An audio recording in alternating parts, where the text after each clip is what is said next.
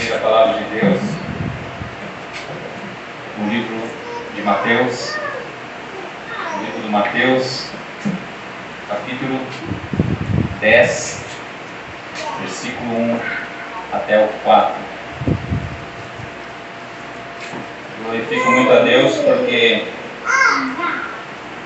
eu vejo que o Senhor tem sido conosco.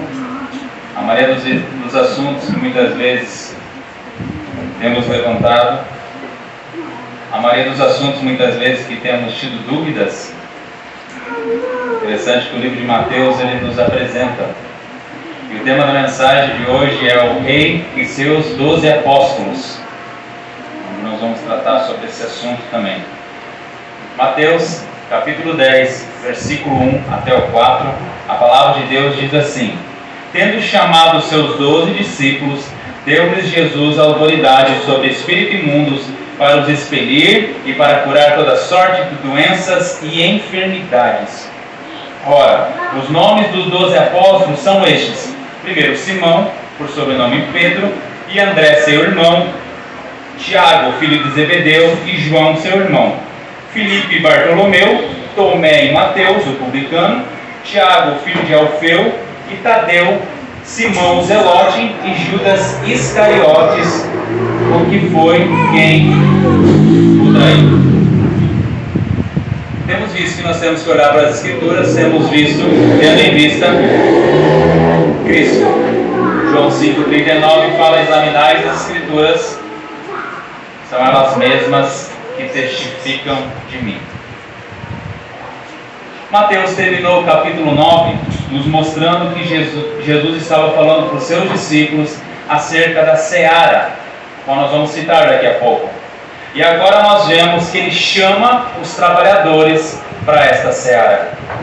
Esse relato, ele encontra-se também em Mateus capítulo 3, Marcos capítulo 3, versículo 13 ao 19, Lucas capítulo 6, versículo 12 até o 16. Mas antes, eu gostaria de relembrar com vocês qual é o esboço do livro de Mateus e o objetivo do livro de Mateus.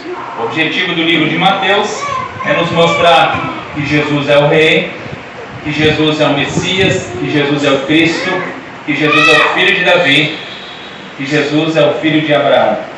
Mateus ele começa nos falando do capítulo 1 até o capítulo 4 da gênese da vida de Jesus.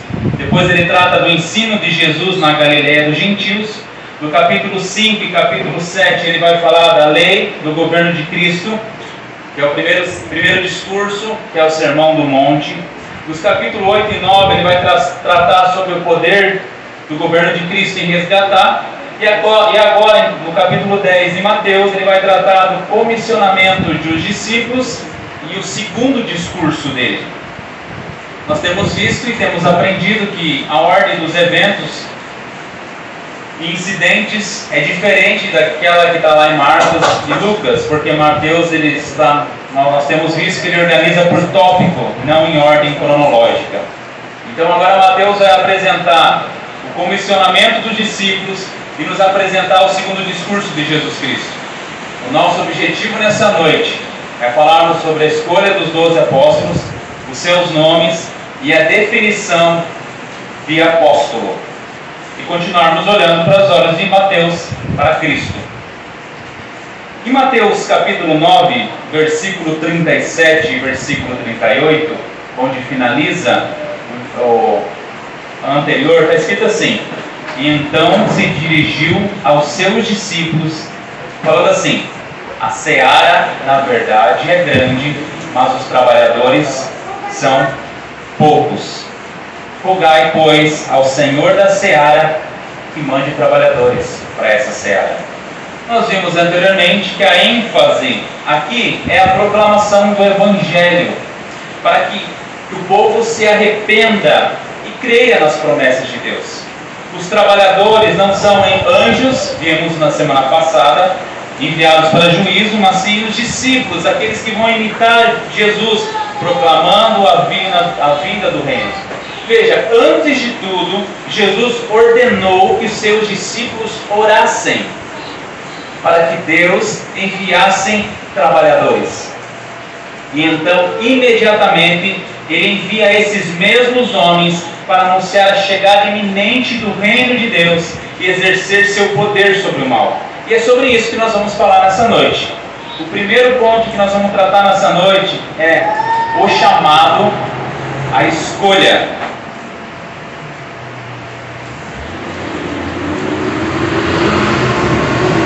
Livro de Mateus, capítulo 10. Vivemos em um tempo que a cada dia se levanta mais apóstolos. Temos se perdido em relação ao significado e por que eles têm existido. Cremos que nós devemos voltar para as Escrituras e aprendermos sobre ela. Inclusive aqui em Itapuá tem uma pessoa que se autodenomina apóstolo. Eu gostaria de analisar alguns pontos importantes desse relato. Veja, o primeiro ponto que eu quero perguntar para você é onde eles estavam. Mateus, novamente, não nos dá detalhes de onde eles estão. Mas nós vamos recorrer aos outros evangelistas. Em Marcos capítulo 3, versículo 13, está escrito assim: depois subiu ao monte e chamou os que ele mesmo quis e vieram para junto dele.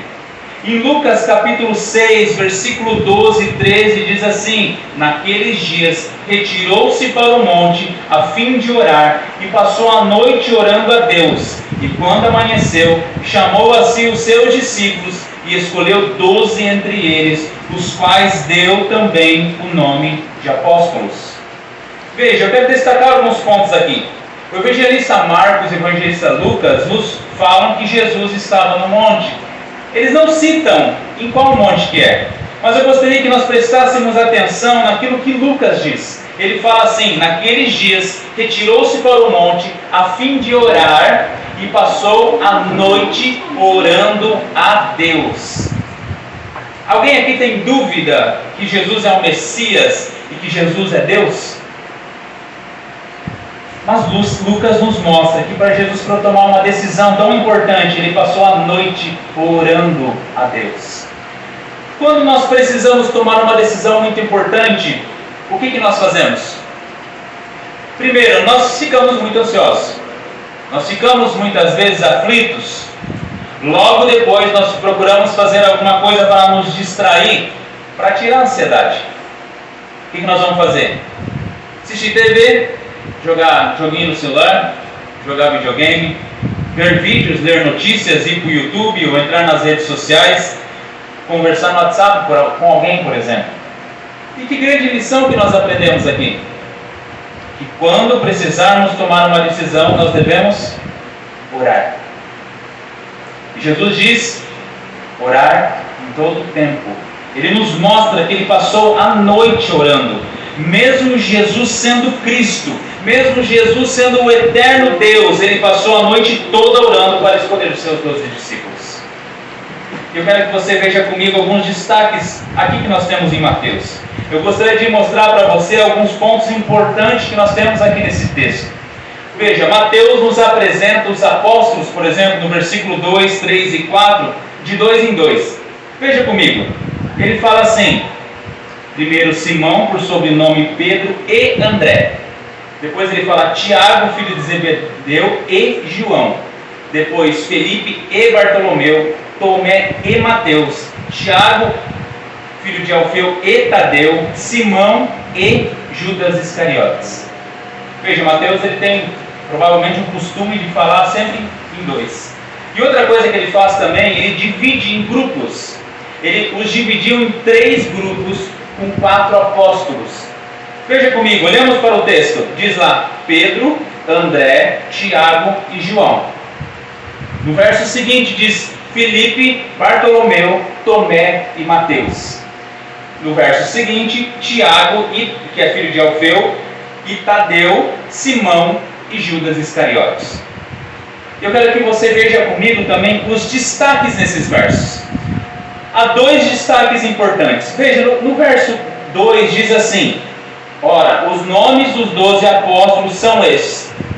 Primeiro, Simão, por sobrenome Pedro. Veja, ele é considerado, ele é designado o líder dos apóstolos, o primeiro.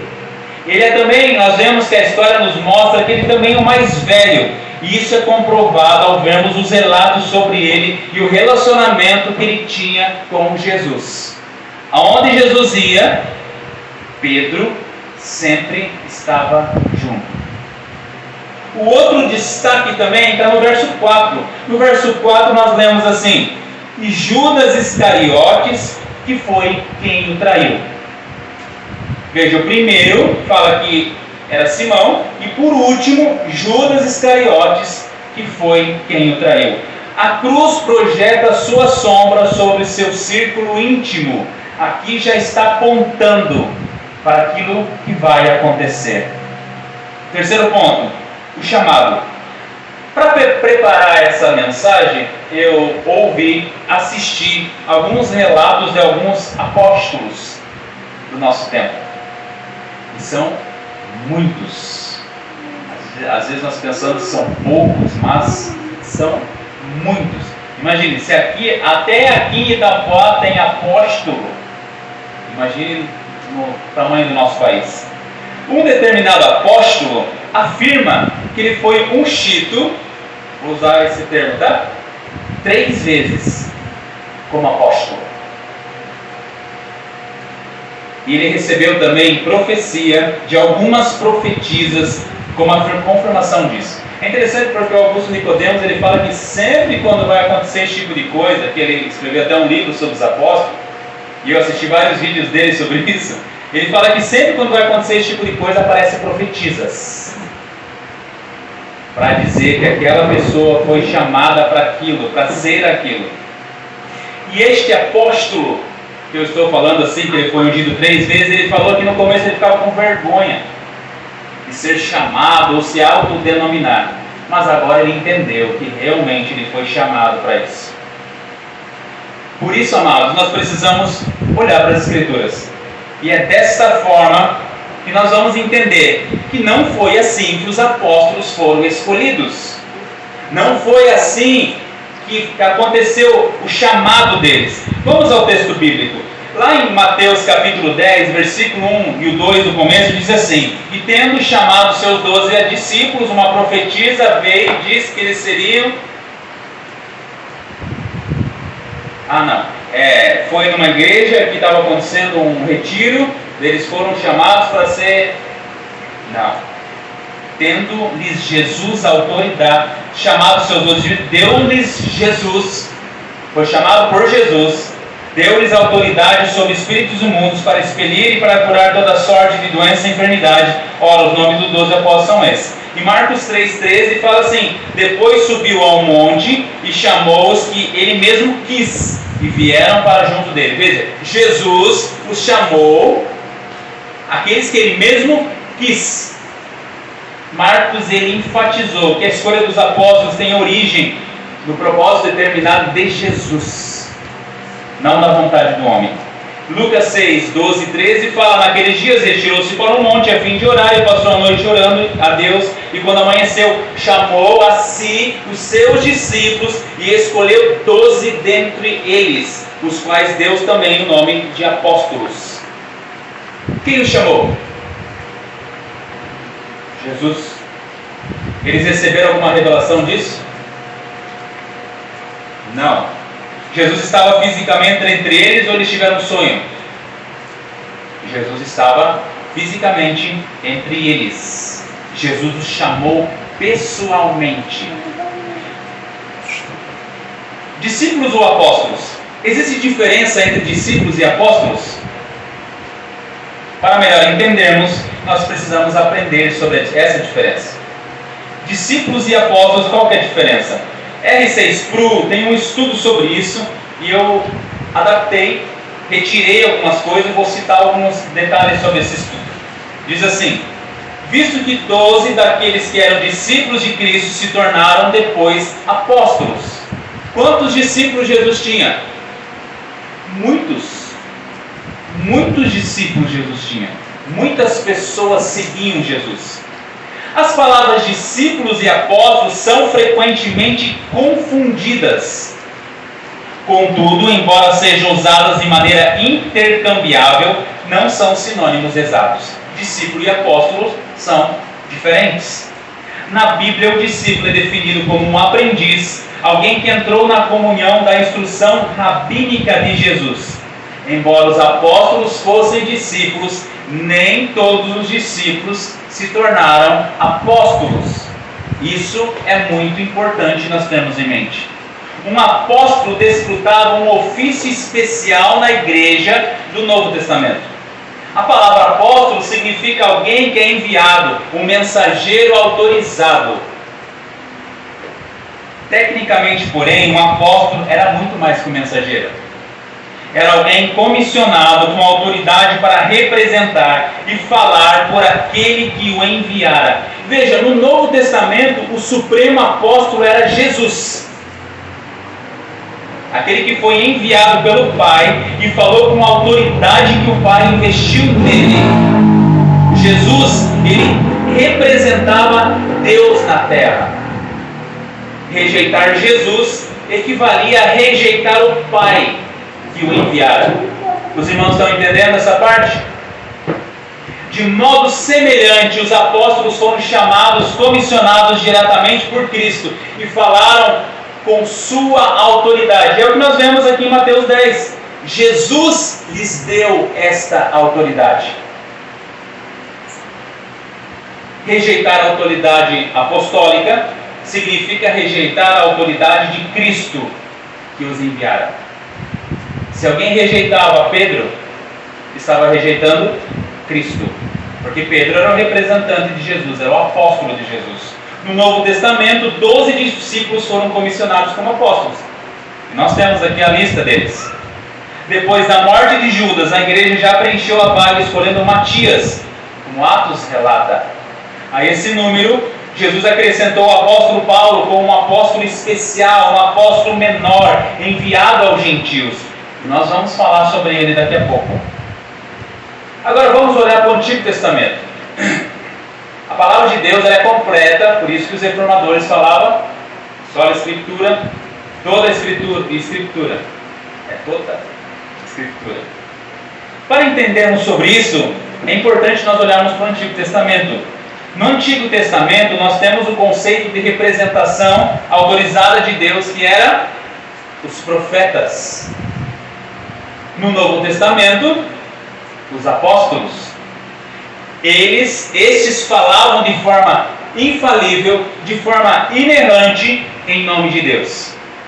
Se um apóstolo, se um profeta dissesse, Mateus, não faça isso, era infalível e era inerrante. Aquilo iria acontecer realmente se o Mateus fizesse aquilo ali.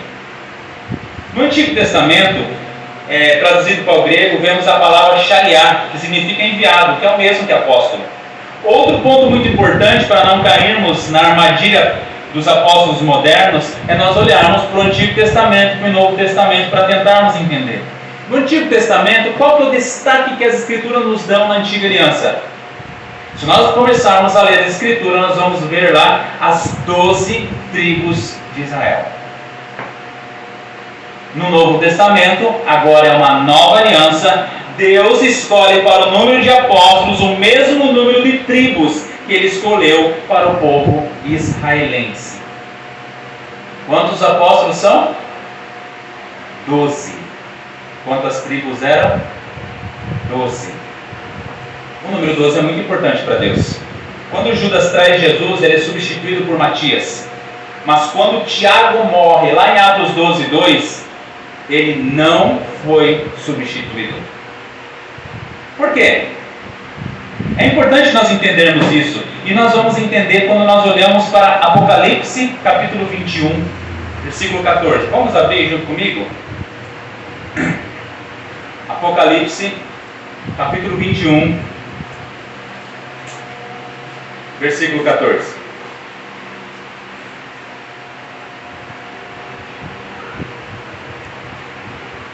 Veja o que o texto nos diz. A muralha da cidade tinha 12 fundamentos e estavam sobre esse os 5.000 nomes de apóstolos de Cristo. Os 12 apóstolos do Cordeiro. Quantos apóstolos eram? 12. Agora, abra comigo Mateus capítulo 19, versículo 28, e veja o que Jesus nos diz. Mateus capítulo 19, versículo 28.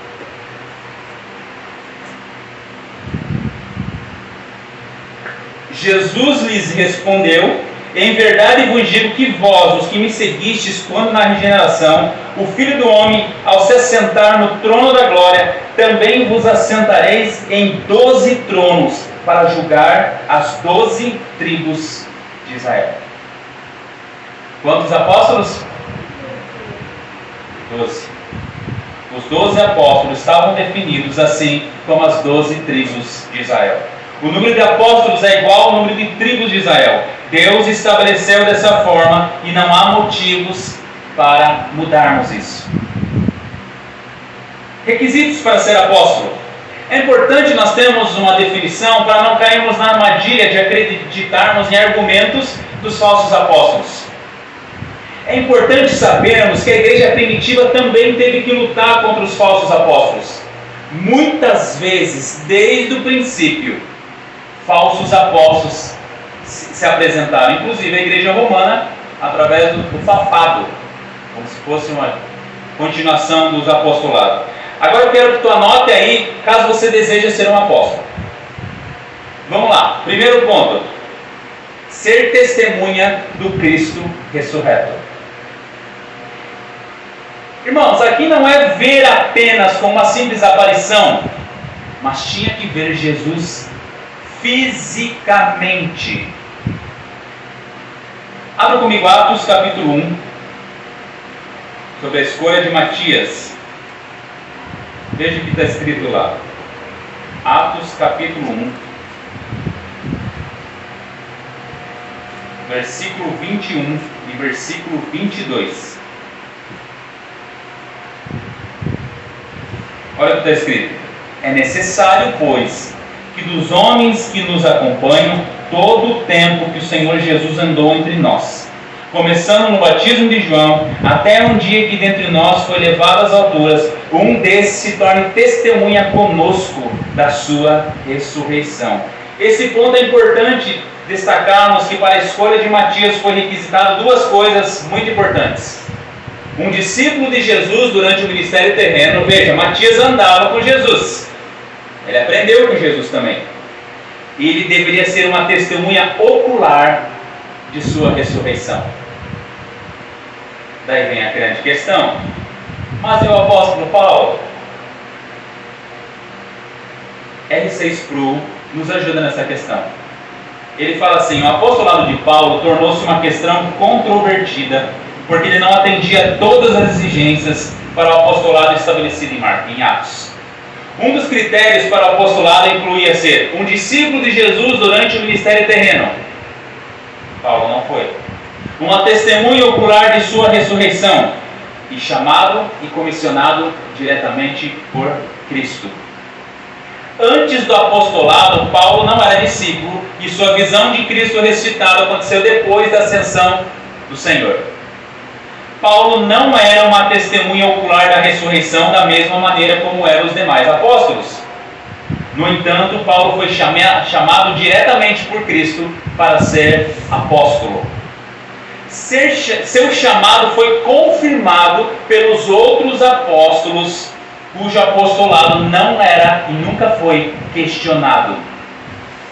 Seu apostolado foi autenticado pelos milagres que Jesus realizou por meio dele, atestando sua autoridade como agente apostólico de revelação.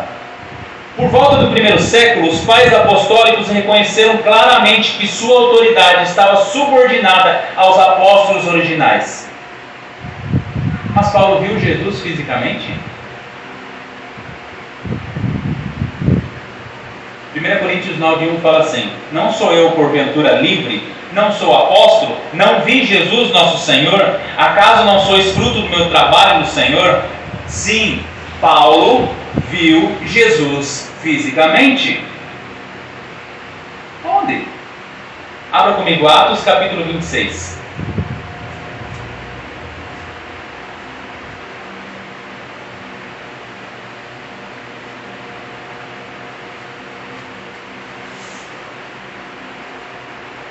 Atos, capítulo 26, versículo 13 em diante. Veja comigo. Ao meio-dia, ó rei, indo eu caminho afora, vi uma luz no céu, mais resplandecente que o sol, que brilhou ao redor de mim e dos que iam comigo. E caindo todos nós por terra, ouvi uma voz que me falava em língua hebraica: Saulo, Saulo, por que me persegues? Dura coisa é recalcitrares contra os aguilhões. Então eu perguntei: quem és tu, Senhor? Ao que o Senhor respondeu: eu sou Jesus, a quem tu persegues.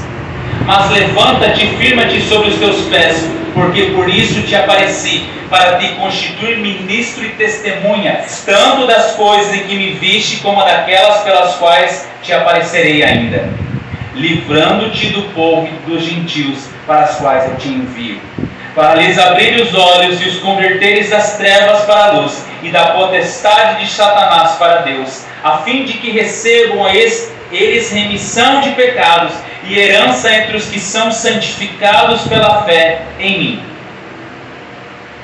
Viu no texto? Brilhou ao redor de mim. Paulo olhou para esta pessoa e perguntou: quem é você? Eu sou Jesus, a quem tu me persegues. Em 1 Coríntios, Paulo relata sobre isso novamente, para quem Jesus apareceu depois da ressurreição. 1 Coríntios 15, versículo 6 ao 8, diz assim: depois foi visto por mais de 500 irmãos de uma só vez, dos quais a maioria sobrevive até agora, porém alguns já dormem. Depois foi visto por Tiago, mais tarde por todos os apóstolos. E, afinal, depois de todos, foi visto também por mim, como por um nascido fora do tempo. Veja, Jesus não apareceu mais fisicamente depois dessa ocasião. A última pessoa que Jesus apareceu fisicamente foi Paulo, que Paulo nos relata em 1 Coríntios. Aí eu lhe pergunto: hoje nós temos apóstolos? Se tem alguém que tem cerca de 2000 anos, pode ser.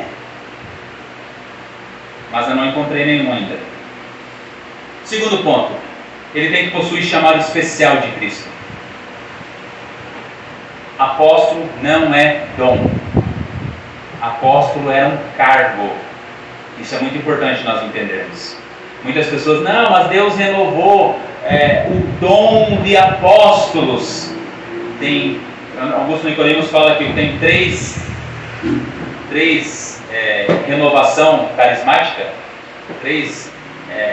renovação pentecostal, onde a terceira eles falam que Deus está renovando a unção de apóstolo, o dom de apóstolo. Mas apóstolo não era um dom, apóstolo era um cargo, era um chamado especial.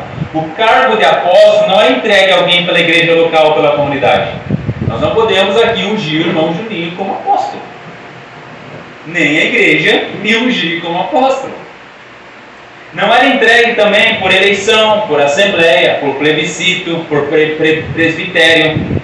Se nós lermos o Novo Testamento, não veremos em lugar nenhum a igreja ou pessoas escolhendo apóstolos. Cristo está presente fisicamente entre nós? Não. Para alguém ser escolhido apóstolo, Jesus teria que estar presente fisicamente e o chamar pessoalmente.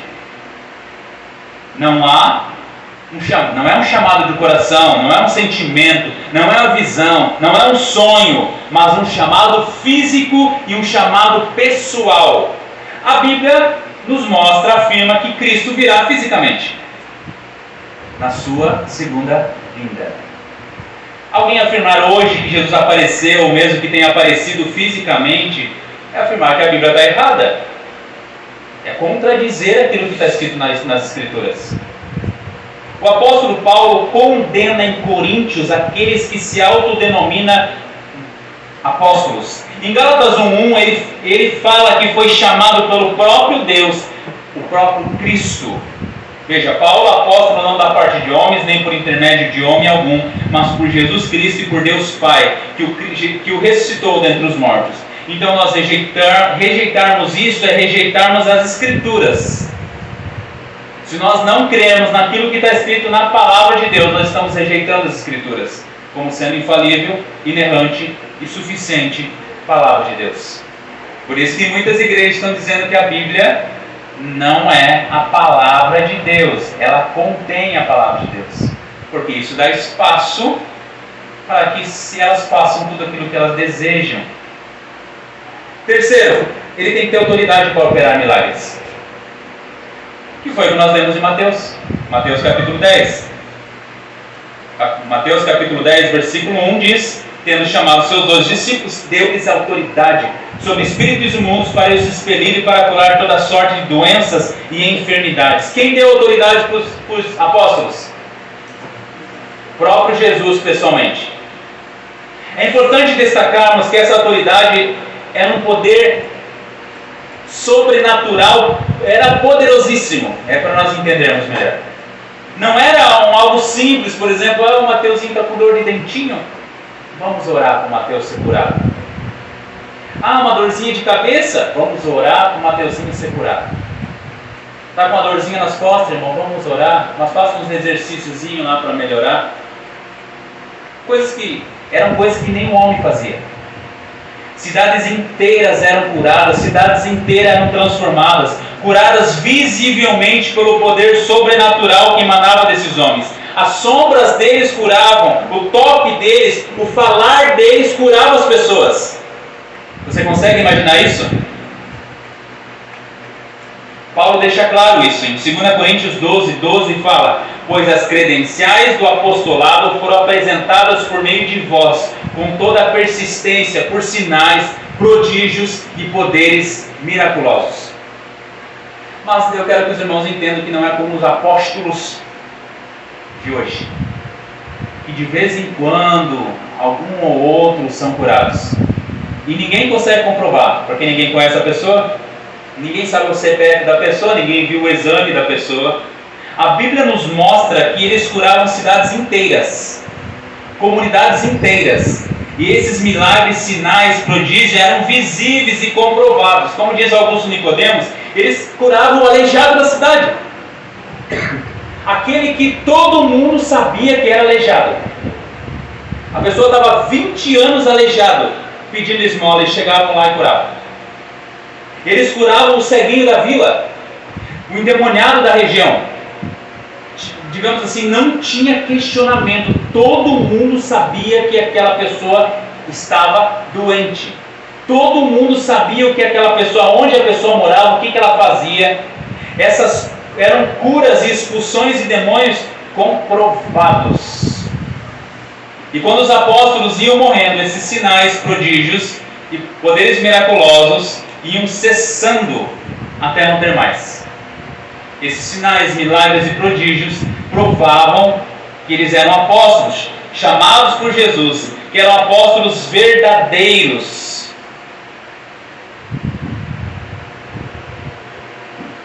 E comprova o que está escrito em Mateus capítulo 10, versículo 1 que nós lemos, que Jesus deu a sua autoridade para eles. Pense comigo, se os milagres ainda acontecem, se os milagres sempre acontecerão, se os sinais, milagres não seriam provas, esses sinais e milagres não seriam provas que Jesus era o Messias. Se há pessoas hoje que fazem isso, seria prova que Jesus era o Messias? Seria prova que esses apóstolos foram chamados por Jesus? Se nós também podemos ter esse poder, isso não provaria que Jesus era o Senhor, que Jesus era o Cristo, não é? Da mesma forma que aconteceu com Moisés. Ele fez muitos sinais, muitos prodígios e milagres para mostrar que ele estava falando no nome de Deus. Em Hebreus 12:4 nós lemos sobre isso e fala assim: dando Deus testemunho juntamente com eles por sinais, prodígios e vários milagres e por distribuições do Espírito Santo segundo a sua vontade. Alguns vão dizer, mas hoje tem que provar também, né? Você, para dizer que você é servo de Deus, tem que fazer milagre. Não precisa mais, porque a Escritura é a palavra de Deus e ponto final. Nós temos que falar aquilo que está escrito na Escritura. Foi comprovado aquilo que está escrito na Escritura. Os apóstolos não operaram tantos milagres quanto Jesus. Isso é muito importante nós termos em mente também. Nós vimos anteriormente que Jesus tinha poder sobre a natureza, sobre o sobrenatural, sobre coisas muito maiores. E Jesus deu autoridade sobre espíritos imundos e para curar toda sorte de doenças. Vejamos o que está escrito lá em Atos, capítulo 3.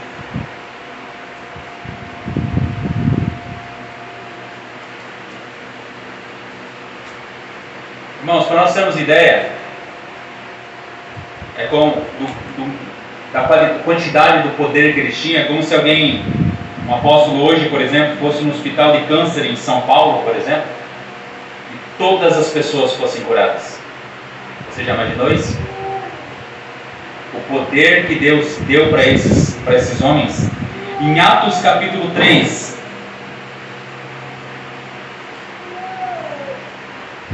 Atos capítulo 3, versículo 1 diz assim: Pedro e João subiam ao templo com a oração dando na hora. Era levado um homem coxo de nascença, o qual punham diariamente à porta do templo, chamado Formosa, para pedir esmolas ao que entravam. Vendo ele a Pedro e João, que iam entrar no templo, implorava que lhe dessem uma esmola. Pedro, fitando-o juntamente com João, disse: Olha para nós. Ele os olhava atentamente, esperando receber alguma coisa. Pedro, porém, lhe disse: Não possuo nem prata nem ouro, mas o que tenho, isso te dou. Em nome de Jesus Cristo Nazareno, anda. E tomando pela mão direita, o levantou. Imediatamente os seus pés e tornozelos se firmaram. De um salto se pôs em pé. Passou a andar e entrou com eles no templo, saltando e louvando a Deus. Viu todo o povo a andar e a louvar a Deus, e reconheceram ser ele o mesmo que esmolava, assentado à porta formosa do templo, e se encheram de admiração e assombro por isso que lhe acontecera. Hoje nós temos alguém que consiga fazer esse tipo de milagre? Alguns dizem, mas é que a pessoa não tem fé. Aonde que está escrito aqui na escritura que esse coxo pediu para ser curado? Não está escrito. Ele pediu o quê? Esmola. O que Pedro fez?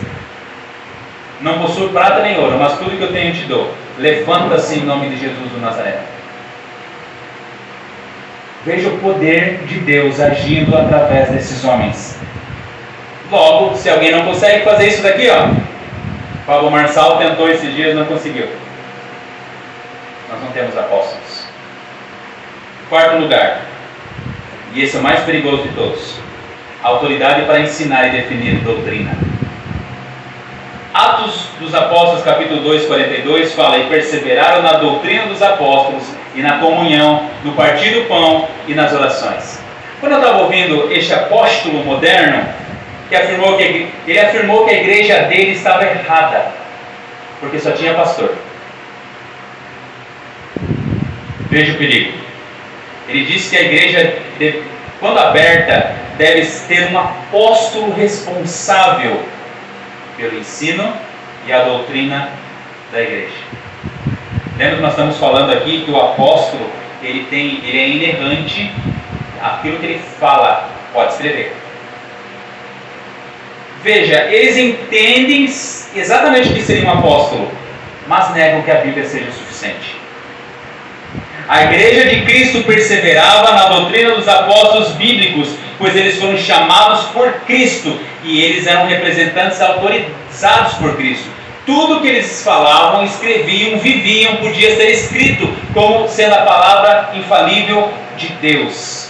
Efésios 2, versículo 19 e 20 diz assim: Assim, já não sois estrangeiros e peregrinos, mas concidadãos dos santos e sois da família de Deus, edificados sobre o fundamento dos apóstolos e profetas, sendo ele mesmo Cristo Jesus e a pedra angular. Efésios 3,5 fala: O qual em outras gerações não foi dado a conhecer aos filhos dos homens, como agora foi revelado aos seus santos apóstolos e profetas no Espírito. Veja, apóstolos Novo Testamento, profetas Antigo Testamento. O que os apóstolos disseram, ensinaram, está registrado nas Escrituras.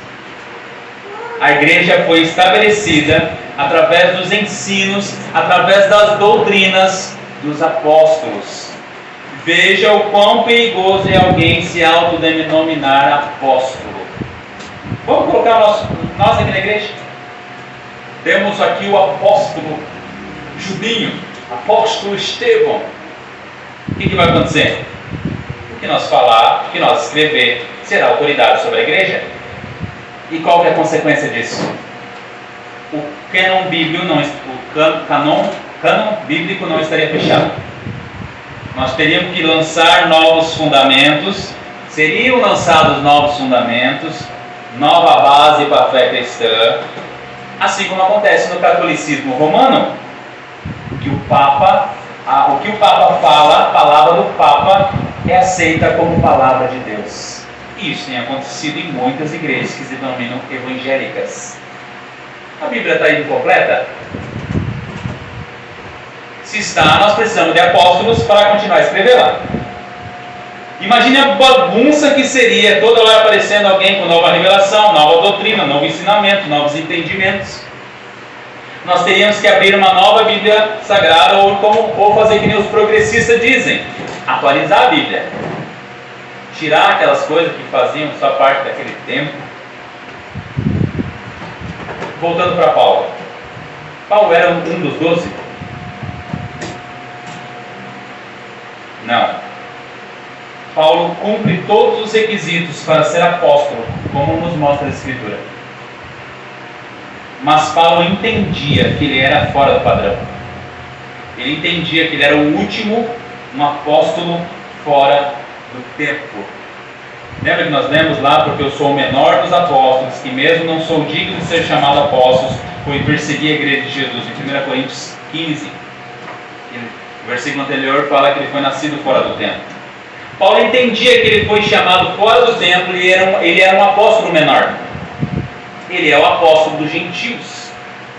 Aí, tendo em vista o que hoje dizem, que ainda temos apóstolos, muitas pessoas ainda dizem que hoje temos apóstolos, como Paulo seria o menor? Se viriam outros apóstolos depois. Você acha que os apóstolos de hoje são maiores que Paulo? Não. Então esse versículo não deveria estar na Bíblia, não é? Se o Paulo seria um apóstolo menor.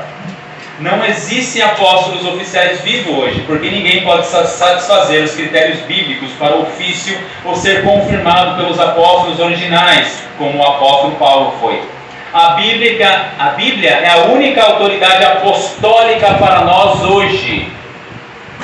Todo apóstolo hoje é falso. Nós tivemos 12 apóstolos e um apóstolo menor, de acordo com as Escrituras. E para nós concluirmos, o que Mateus está nos mostrando? O que nós aprendemos através desse texto? Primeiro, que todo apóstolo verdadeiro de Jesus foi escolhido diretamente por Cristo. E a este foi dada autoridade sobre espíritos imundos e para curar toda sorte de doenças e enfermidades. Sempre que algum apóstolo chegar para você, não é apóstolo. Ele pode até dizer que é, mas não é. Aprendemos que o chamado é soberano de Jesus. Não houve mérito ou votação para escolher aqueles que foram chamados. Nós vemos que Jesus escolheu e discipulou esses por 3 anos, ensinando todas as coisas, ensinamentos, doutrinas e testemunhando em todos os lugares. Os apóstolos pegaram esses ensinos e, sendo instrumentos de Deus por meio do Espírito Santo, transcreveram tudo o que lhes foi ensinado. E hoje nós temos as Sagradas Escrituras. O Novo Testamento foi escrito por quem? Pelos apóstolos e por algumas pessoas próximas deles, como Lucas e Marcos. Veja, olhe para o Novo Testamento e veja os apóstolos escrevendo todo o Novo Testamento. Negar isso é negar a própria Escritura como palavra de Deus. E nós vimos também os requisitos para ser apóstolo. Você deve ter anotado, se você quiser ser apóstolo: ser testemunha de Cristo ressurreto, possuir chamado especial de Cristo, autoridade para operar milagres e autoridade para ensinar e definir uma doutrina.